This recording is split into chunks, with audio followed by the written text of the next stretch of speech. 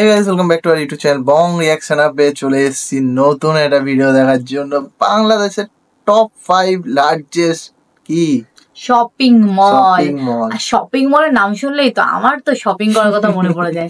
তোমার শুধু তো ওইসবই ধান্দা। ইদানিং কালে আমার একটু শপিং প্রেমী হয়েছি আমি, তো আমার শপিং করতে বেশ ভালো লাগে। শপিং করতে ভালো লাগাতে বড় কথা, মলে গিয়ে আমার ঘুরতে ভালো লাগে, সব দেখতে ভালো লাগে। তো যাই হোক, সেটা তো আমাদের ব্লগ চ্যানেলে দেখতেই পারবে যে আমরা মাঝে মাঝে সপ্তাহে একদিন দুদিন করে তো ব্লগ মলে যাই। মাসে 3-4 বার তো যাওয়া হয়ে যায় আমাদের এখানকার রানাঘাটে যে কটা শপিং মল আছে মোটামুটি বা স্মার্ট পয়েন্ট আছে, তো সেগুলো ব্লগ দেখতে হবে এগুলো দেখার জন্য। আর এখন দেখবো আমরা বাংলাদেশের মল, তো চলো বেশি দেরি না করে সেটাই আগে দেখে।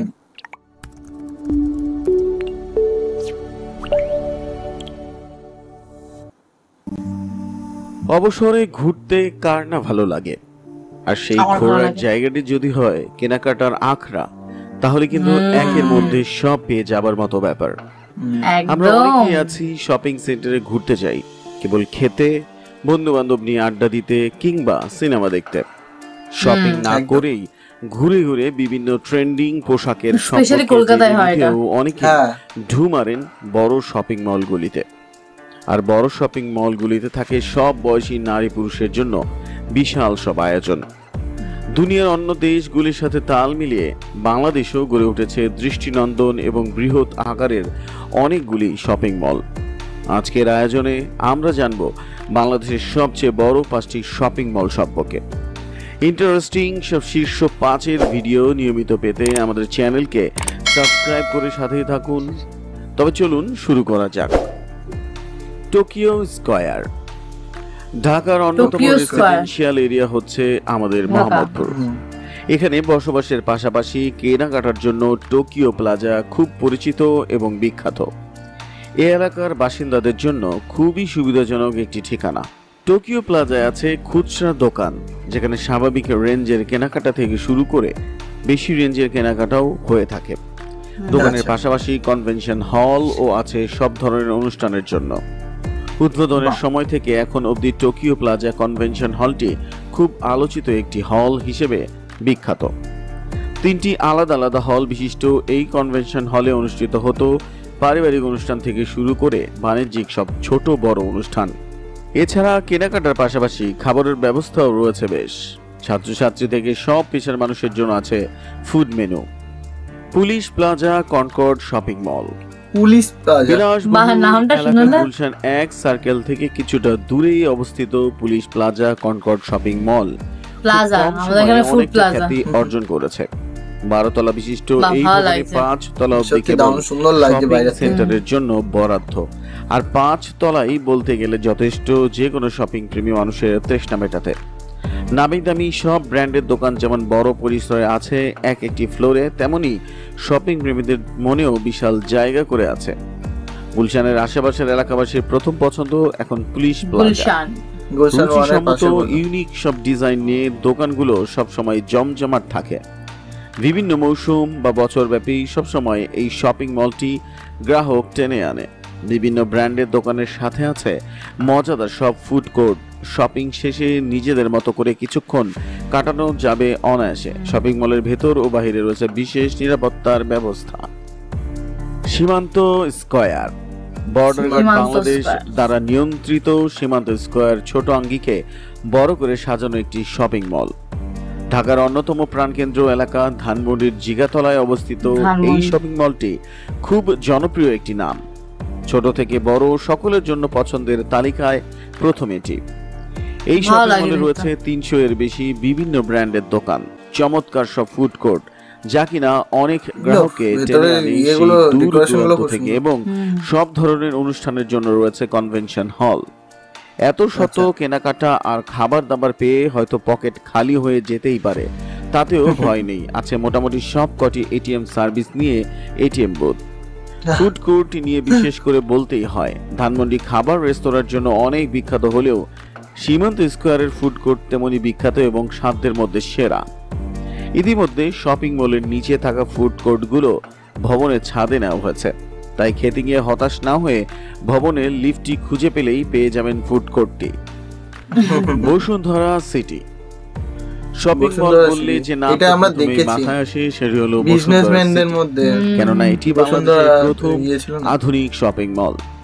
পান্থপথে অবস্থিত এই শপিং মলে মিলবে প্রয়োজনের সবকিছু।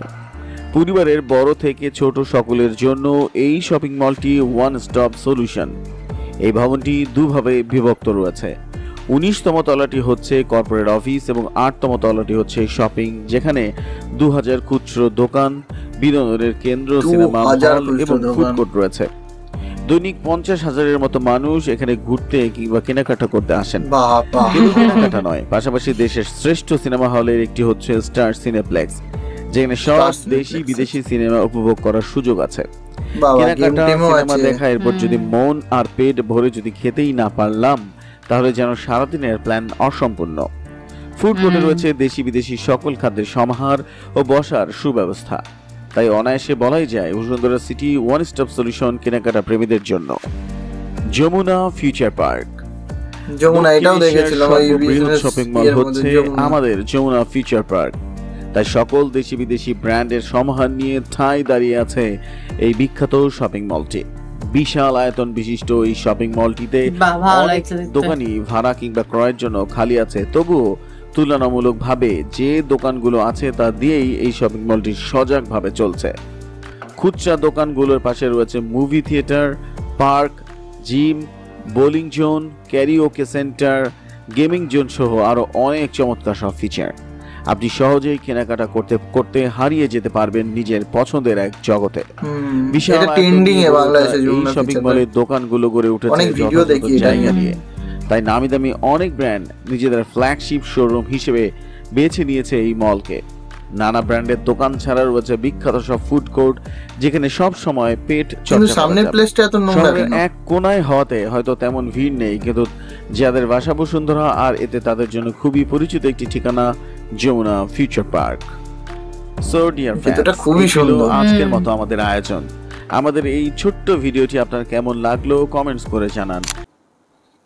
সত্যি ভেতরটা খুবই সুন্দর। হ্যাঁ, ভেতরটা খুবই সুন্দর। যে কটা দেখালাম মানে আর্কিটেকচার দেখলাম ভেতরে পুরো একদম আলাদাই লেভেলে। আমার যমুনা ফিচার পার্কটা মানে সত্যিকারে ভেতরের ডেকোরেশনের দিক থেকে দারুণ সুন্দর। বসুন্ধরাটাও ভালো, বসুন্ধরাটা অনেকটা বড় লাগলো। যে কটা দেখলাম সে কটাই মোটামুটি ভালো ছিল, মানে সবকটাই ঢাকাতে। আর যমুনা ফিচার পার্কটা ট্রেন্ডিং এ চলে এমনিতে এই পার্ক হিসাবে। তারপর অনেক কিছু খেলার ছোট ছোট ইনডোর গেম এইগুলো অনেক কিছু রয়েছে। তো অনেক সময় অনেক ভিডিও আমরা দেখতে পাই। নরমালি মানে আমাদের এই সাইডটাতে, মানে আমাদের বাড়ির এই সাইডটাতে তো অত নেই, মাল্টি কমপ্লেক্স কলকাতায় আছে, বাট হ্যাঁ আমাদের এই সাইডটাতে নেই। হ্যাঁ, এখানে আছে ছোট, যেমন আমাদের কলকাতায় আছে সিটি সেন্টার 1 2, তারপরে আর হচ্ছে বিগ বাজার, হচ্ছে যেটা হচ্ছে বালিগঞ্জে বিগ বাজার। অনেকগুলো আছে কম করে, অনেকগুলোই আছে, মানে প্রত্যেকটা এরিয়াতেই একটা বড় বড় করে বলছি। মানে কলকাতায় গেলে এরকম কমপ্লেক্স, এরকম বোলিং জোন, গেমিং জোন, অনেক কিছু এরকম টাইপের পার্ক, বহুত কিছু আছে। কিন্তু আমরা মানে আমাদের টাউনে তো অত জায়গা নেই, স্পেশালি জায়গা নেই, এটা হচ্ছে ব্যাপার। আমাদের এখানে ছোট ছোট মল আছে, তো আমরা সেখানে ঘুরি, আমাদের ভালো লাগে। ছোট ছোট ছোট থেকে অনেক বড় বড় হয়ে গেছে আমাদের এখানে। তাই আমাদের রানাঘাটে স্পেশালি প্রায় 5-6টা ছোট ছোট তো আছে, 5টা মতন মল আছে, 5টা মতন মল আছে। তারপরে যদি তুমি সবকিছু আইটেম মানে গ্রসারি থেকে শুরু করে এভরিথিং যদি খুঁজে দাও, তার জন্য তো রিলায়েন্স এর এখন হ্যাঁ অনেকগুলো খুলে, দুটো না তিনটে খুলে, স্মার্ট পয়েন্ট এই ওই তো অনেক আছে। তো যাই হোক, বেশ ভালো লাগলো। সেটা আমাদের গল্প বাদ দাও, আমাদের ব্লগে দেখতে পারবে। আমরা ঘুরতে যাই যেখানে, ব্লগে দেখবে এইসব। আর তার জন্য মধ্যবিত্ত বাঙালি ব্লগ চ্যানেলটা সাবস্ক্রাইব করতে হবে, রেগুলার ব্লগ দেখতে হবে, তাহলে সব জানতে পারবে। ডেইলি ব্লগ আছে, রেগুলার ব্লগ দেখতে হবে, মানে রেগুলার ব্লগ পেও যাবে। একদম রেগুলার সকাল 9:30টার সময় আমাদের ব্লগ চলে আসে। তো যারা যারা এখনো সাবস্ক্রাইব করনি, সাবস্ক্রাইব করুন। তো যাই হোক, আর এই ভিডিওটা বেশ ভালো লাগলো। তো তোমাদের যদি ভালো লেগে থাকে, আর কারা কারা কোন কোন মলে ঘুরতে যাও, সেটা কমেন্ট বক্সে ছোট্ট মধ্যে লিখে, এর মধ্যে কোন মলে ঘুরেছো সেটা কমেন্টে জানাও। তো চলো, নেক্সট ভিডিওতে দেখা হবে। টাটা।